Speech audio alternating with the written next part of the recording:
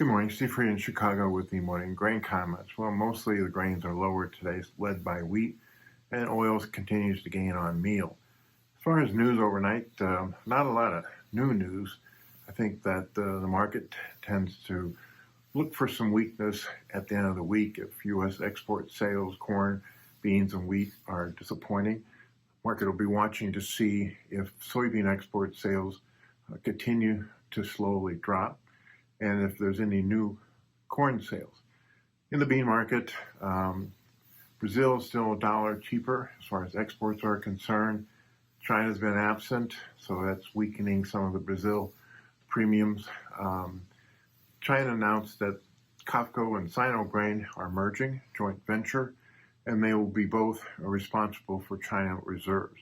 So China did drop their last restriction on imports of chilled and frozen foods, which now opens the door for China imports. The key is how are they going to handle the increased COVID cases and the slowdown in their economy. As far as U.S. is concerned, the markets are still trying to figure out how much the Fed is going to increase rates, how long rates will that put us into a recession, and then ultimately at the end of 23 or beginning of 24 will interest rates start declining. U.S. dollar is on the defensive to other currencies, and the crude oil is lower on profit taking at $80 a barrel.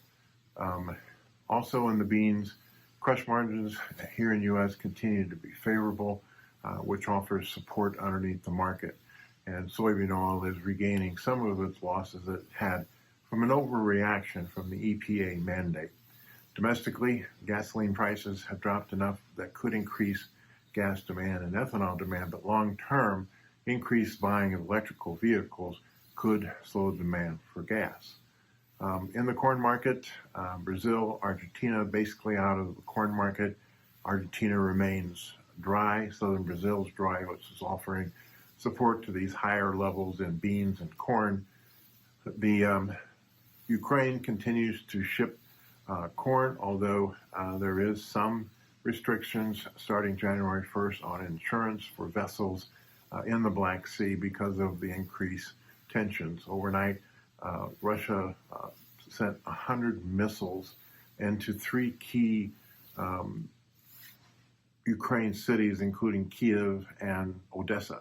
So we'll just see how all that unfolds, with one group in Russia talking about peace talks, while another group in Russia pushes the button on launching these missiles. I think the corn market has seen some support on talk that China may be looking to buy some U.S. corn, so we'll have to watch that pretty closely. Farmer increased selling at these high levels, both old crop beans and corn, and a little bit of new crop beans. In the wheat market, we're lower profit taking. Russia did the Egypt tender at prices for 11.5% protein, cheaper than the quoted prices, and U.S. export demand continues to be slow. A lot of rain around western part of the U.S. coming into the Midwest and the Delta this weekend and early next week, but the Southern Plains remains dry. So we'll have to kind of watch and see if that weather pattern changes to the better. Hope everybody has a good trading day. My big Christmas present was the bracelet that my 4-year-old granddaughter made for me.